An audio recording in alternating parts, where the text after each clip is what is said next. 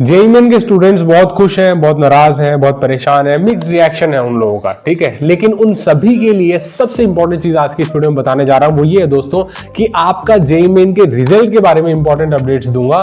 Response sheet कब आएगी और आंसर की ऑफिशियली कब आएगी और किस चीज का स्टूडेंट्स यहाँ पे ध्यान नहीं रखते हैं, बाद में बहुत मार्क्स उनके हाथ से निकल जाते हैं, बहुत रैंक पीछे हो जाते हैं बिकॉज वो लोग कुछ चीजों का ध्यान नहीं रखते हैं। वो भी आज मैं शेयर करने जा रहा हूं, ठीक है। तो वीडियो बहुत ही यकीनन इंपॉर्टेंट होने वाला है सभी स्टूडेंट्स के लिए जो जेईई मेंस का एग्जामिनेशन दे चुके हैं सेशन 1 का। तो वीडियो को प्लीज एंड तक देखिएगा। एंड चलिए बिना किसी देरी के आज की इस वीडियो की शुरुआत करते हैं।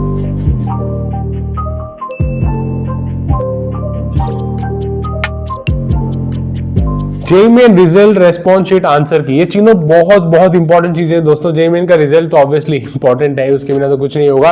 उसके अलावा रेस्पॉन्स शीट क्या होती है वो बताने वाला हूं और क्यों वो ज्यादा इंपॉर्टेंस रखती है। एंड फाइनली आंसर की से जुड़े हुए भी कुछ इंपॉर्टेंट डिस्कशन करेंगे जो बहुत बहुत इंपॉर्टेंट है। देखो दोस्तों, ये कोई स्पॉन्सर्ड वीडियो नहीं है, पहले बता देता हूं मैं। यहाँ पे मैं ऑनेस्टली जो मुझे लगता है, जो मेरी रिसर्च की हुई चीजें हैं वो as an elder brother, as a guardian आपको शेयर करने की कोशिश करता हूं। अगर आपको लगता है इस वीडियो बनाने में थोड़ी बहुत मेहनत की गई है, आपको वीडियो के थ्रू वैल्यू मिल रही है, तो चैनल को लाइक मतलब वीडियो को लाइक जरूर कर दीजिएगा एंड चैनल को लाइक करते हुए सब्सक्राइब जरूर कीजिएगा, ठीक है। सो अभी बिना किसी देरी के एक एक एस्पेक्ट आपके सामने यहाँ पे रखने की कोशिश करता हूँ। किन चीजों का आपको ध्यान रखना है वो बताने की कोशिश करता हूँ बिना किसी मिर्च मसाले प्रमोशंस के, ठीक है। चलिए, यहाँ पे सबसे पहली चीज इंपॉर्टेंट अपडेट्स में ये है दोस्तों कि एग्जाम आपका हुआ था 21 जनवरी से लेकर 29 जनवरी के बीच में। हर किसी को पता है, कोई नई बात नहीं है। मैं आपको यहाँ पे आंसर की कुछ इंपॉर्टेंट डिटेल्स देने वाला हूँ, अपडेट्स, रेस्पॉन्स शीट की अपडेट्स और जो चैलेंज रेज किए जाते हैं, क्यों यहां पे आप चैलेंज रेज नहीं करते हो तो आपके बहुत नंबर कट सकते हैं, बहुत नंबर हाथ से जा सकते हैं, उसके बारे में बात करने वाले हैं। एंड फाइनल रिजल्ट के बारे में भी कुछ चीजें यहाँ पे डिस्कस करूंगा, ठीक है। तो वीडियो यकीनन इंपॉर्टेंट होने वाला है। चलिए एक एक एस्पेक्ट यहाँ पे बताने की कोशिश करता हूँ। सबसे पहली चीज है टाइमलाइन। अब आपने एग्जाम दे दिया 29 जनवरी से पहले सारा एग्जामिनेशन कंप्लीट हो गया जेईई मेन का। तो अब आगे क्या? अब आगे है दोस्तों, पहली चीज चिंता मत करना। कई लोगों को लग रहा था कि उनका एग्जामिनेशन बहुत अच्छा हो सकता था, अच्छा हुआ। कई लोगों को लग रहा था ठीक ठाक हो सकता था, बहुत अच्छा हो गया है, तुक्के से ही बन गए, आंसर की देख के लग रहा है सब बढ़िया हो गया। तो ऐसे अलग अलग रिएक्शन सबके आते हैं। दोस्तों का कैसा हुआ है उसकी चिंता आप ना करें, आप सिर्फ इत्मीनान से देखें कि आपका कैसा हुआ है और डोंट वरी अबाउट एनीथिंग। बहुत लोग इसके बारे में नहीं बताते हैं, आपके डर से, फियर से खेलने की कोशिश करते हैं और आपको लूटने का बिजनेस चलाया हुआ है।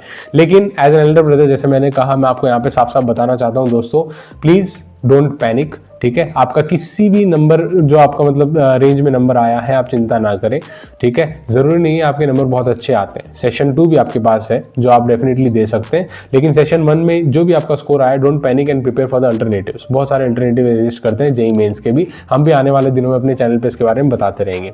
टाइमलाइन समझने की कोशिश करो दोस्तों। आपका एग्जामिनेशन 29 जनवरी को खत्म हो गया, उसके बाद आपकी प्रोविजनल आंसर की 4 फरवरी को आने की पूरी संभावना यहाँ पे नजर आती है। ऑब्जेक्शंस और चैलेंजेस की बात करें तो लगभग 1 से 2 दिन का टाइम आपको दिया जाता है मोस्ट प्रोबेबली, जहां पे ऑब्जेक्शन और चैलेंजेस को आप रेज कर सकते हो। ये क्यों इंपॉर्टेंट होता है? देखो दोस्तों, जो आंसर की यहाँ पे रेज की प्रोवाइड की जाती है, ये फाइनल नहीं होती है, वो भी कोई ना कोई इंसान ही बना रहा होता है, या क्या पता अभी AI से बनवाने लगे हैं। लेकिन बात यह है कि उसमें भी एरर्स हो सकते हैं, मिस्टेक्स हो सकती है और बहुत सारे अच्छे टीचर्स, एक्सपर्ट्स हैं जो हर एक आंसर को इवेल्युएट करते हैं, उसकी पॉसिबिलिटीज को प्रॉपर्ली समझते हैं। और स्टूडेंट्स भी बहुत आजकल इंटेलिजेंट हो चुके हैं, तो उन्हें पता है क्या चीज सही है और क्या गलत है। तो ऑनेस्टली एनटीए भी इस चीज को एक्नॉलेज करता है और बोलता है अगर हमसे कोई गलती हो गई आंसर की में, तो आप अपने ऑब्जेक्शन और चैलेंजेस रेज करिए। और आप जैसे ही चैलेंज रेज करते हैं, आप नहीं करते हैं तो ऑब्वियसली आपके आसपास या आपके टीचर्स जो है कोचिंग के, वो लोग रेज करते हैं। तो अगर वो गलतियां पाई जाती हैं तो एनटीए उसे एक्नॉलेज करके एक्सेप्ट भी करता है, ठीक है। ये सिंपल सा प्रोसीजर। उसके अलावा क्या होता है, जब ये कंप्लीट एक्सेप्टेंस वगैरह हो जाती है तो फाइनल रिजल्ट आपका 12 फरवरी 2026 को आने की पूरी संभावनाएं होती हैं। जहां तक ये आंसर की बात है दोस्तों, आंसर की में बहुत लोगों को एक चीज नहीं पता, वो मैं आपको पहले बता देता हूं। कई लोग आंसर की में ऑप्शंस मिलाने लग जाएंगे। आपके ऑप्शंस नहीं होते हैं। आजकल आंसर की में एक मतलब क्वेश्चन के साथ साथ क्वेश्चन आईडी होती है, उसके 4 जो ऑप्शन होते हैं उसके साथ साथ 4 ऑप्शन आईडीज होती है। ऐसा क्यों दिया गया है? बिकॉज जैसा कि आप जानते हो, क्वेश्चंस एग्जामिनेशन में सेट वाइज शफल होते हैं। पहला क्वेश्चन जो जिसका है वो क्या पता 10वां क्वेश्चन किसी और सेट का हो, ठीक है। शफल होके आते हैं, इधर उधर मिक्स किए जाते हैं क्वेश्चंस, फिर फिर आपको दिए जाते हैं, प्लस ऑप्शंस भी शफल होते हैं, किसी का ऑप्शन ए किसी का बी, कोई ऐसे मतलब एग्जामिनेशन हॉल में ए बी सी दिखा के क्लियर ना कर ले, इसीलिए उन चीजों का भी यहाँ पे ध्यान रखा जाता है, so that there is a mix of everything what is happening and that's how they try to handle this. और यहाँ पे क्या है दोस्तों, सबसे इंपॉर्टेंट चीज ये हो जाती है, आपको जो मिलाना होता है, अब क्या करोगे, जब आपको अपना आंसर शीट मिल जाएगा, मतलब आपने जो फिल किया था आंसर, वो कंप्लीट आपको पीडीएफ मिल जाएगी, आपको वहां से ऑप्शन आईडी मिल जाएगी जो आपने टिक किया था, और उस ऑप्शन आईडी को आपको आंसर की में मिलाना पड़ेगा। सही ऑप्शन आईडी एक होगी जो आपके पर्टिकुलरली ऑप्शन पे आपको मिल जाएगी सेट वाइज, आप उसे मिला सकते हैं। तो ये आईडी मिलानी होती है, ऑप्शंस नहीं मिलाने होते हैं। ये छोटी सी चीज थी जो मुझे यहाँ पे बतानी थी, उसका आप जरूर ध्यान रखिएगा, ठीक है। प्रोविजनल आंसर की और ऑब्जेक्शंस की यहाँ पे बात करते हैं दोस्तों, एनटीए क्या करेगा, रिलीज करेगा प्रोविजनल आंसर की ऑफिशियल वेबसाइट के ऊपर, जैसे वो आती है आपको बता भी दूंगा। उसके अलावा क्या है, shift wise, paper wise, BE BR सभी के लिए यहाँ पे अलग से रिलीज की जाती है, that is quite intuitive as well. और कैंडिडेट्स को लॉगिन करना पड़ता है application number, date of birth, password को यूज करके, और बाद में वो इसे डाउनलोड कर सकता है, ठीक है।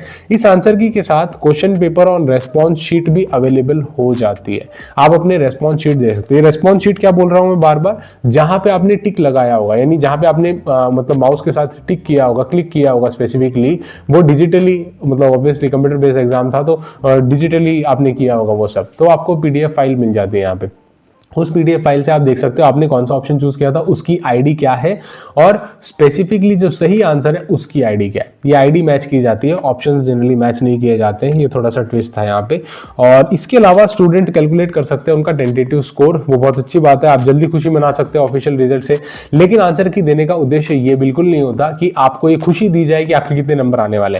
आंसर की का सबसे बड़ा उद्देश्य ये होता है कि अगर आपको लगता है कि इसमें कुछ गलतियां हैं या कुछ सुधार की आवश्यकता है, तो अपने चैलेंजेस और ऑब्जेक्शन को आप रेज कर सकते हैं, ठीक है, वो सबसे इंपॉर्टेंट होता है। तो आप प्लीज अपने ट्यूटर के साथ जहां से भी आप पढ़ रहे थे या खुद ही ऑब्जेक्शंस रेज जरूर करिएगा अगर आपको किसी क्वेश्चन में डाउट लगता है आंसर की देखने के बाद, ओके। और वो एक बार क्लियर हो जाता है, आप सब कुछ रेज कर देते हैं, तो फाइनली आता है रिजल्ट्स का टाइम।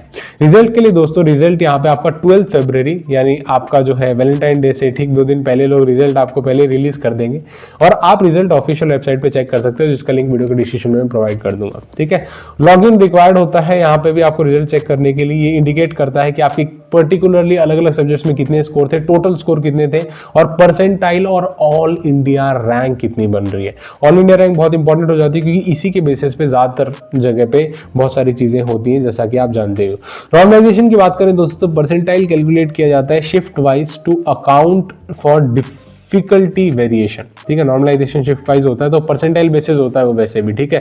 तो आप ऐसा ना समझे कि आपका हार्ड शिफ्ट है तो आप अनलकी हो गए, वो बहुत अच्छी बात है, आपको ज्यादा स्कोर करने की अपॉर्चुनिटी यहाँ पे मिल जाती है। ये छोटी सी चीजें थी जो आपको मेरे को यहाँ पे बतानी थी, इनका प्लीज ध्यान रखिएगा। और जेईई मेन के रिजल्ट को लेकर ज्यादा भावुक मत होना, अगर कोई भी रिजल्ट अच्छा नहीं आता है तो चिंता मत करो, अल्टरनेटिव्स के लिए प्रिपेयर करो। अगर आप फ्री ऑफ कॉस्ट हमसे जानना चाहते हो कि कौन सा कॉलेज हो सकता है, क्या आप एडमिशन लेना चाहते हो, तो बहुत सारे प्राइवेट कॉलेजेस को हम लोग अपने चैनल पे भी कवर करते रहते हैं। तो ऐसे ही किसी प्राइवेट कॉलेज के बारे में आप जानना चाहते हो, बिट्स के बारे में, सीजीसी के बारे में, या किसी और के बारे में, तो आपको लिंक वीडियो के डिस्क्रिप्शन में मिल जाएगा मेरे इंस्टाग्राम आईडी का, और सभी चीजों का आप पोर्टल पे कनेक्ट कर सकते हैं और मेरे पास डायरेक्टली कॉन्टैक्ट कर सकते हैं, ठीक है। वीडियो देखने के लिए करो, बहुत बहुत शुक्रिया दोस्तों, thank you so much for watching. मिलते हैं फिर से किसी नए वीडियो में नए टॉपिक के साथ। और ऐसे ही मैंने बहुत डिटेल में कवरेज करते हुए आपको बताया था अबाउट सीजीसी चंडीगढ़, ठीक है, सीजीसी यूनिवर्सिटी चंडीगढ़, जहां पे आप डायरेक्टली जाके एडमिशन ले सकते हैं, और उसका भी एक एग्जामिनेशन होता है सीजीसी यूईटी। उस एग्जामिनेशन में कैसे आप अच्छा स्कोर कर सकते हैं, कैसे हाई रैंक वहां पे ला सकते हैं और 100% स्कॉलरशिप ले सकते हैं, उसके ऊपर एक डिटेल कवरेज मैंने किया हुआ है, जो स्क्रीन पे हो रहा तो देख रहे हो, उसे भी क्लिक करके जरूर देखिएगा। Thank you so much for watching. जय हिंद, वंदे मातरम।